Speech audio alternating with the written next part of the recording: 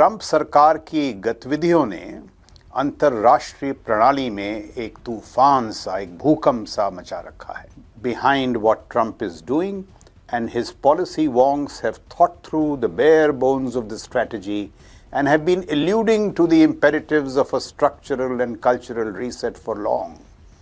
Only the rest of the world was not quite listening. Trump साहब की जो रणनीति है गाज़ा में, ग्रीनलैंड में, आर्कटिक में, इंडो पैसिफिक में, यूरोप में, इस सब के पीछे गहरा चिंतन मंथन है.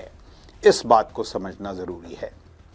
जब भी कोई महाशक्ति, उसका कर्ज, उसका ऋण का भार, डेट, उसके रक्षा खर्च से अधिक हो जाए, उस महाशक्ति का पतन निश्चित है.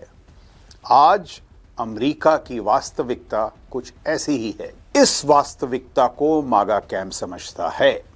वो जानता है कि जो अमेरिकी शक्ति, खासकर सैन्य शक्ति है, उसमें गिराव आया है. To the United States of America, hence the trade Wars.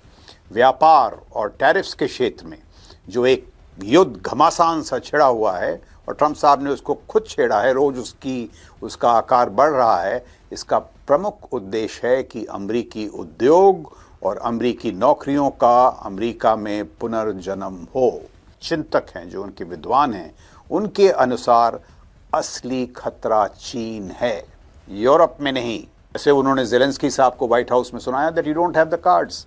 अगर आपके पास कोई शक्ति ही नहीं है तो मैं आपसे क्या बात करूं.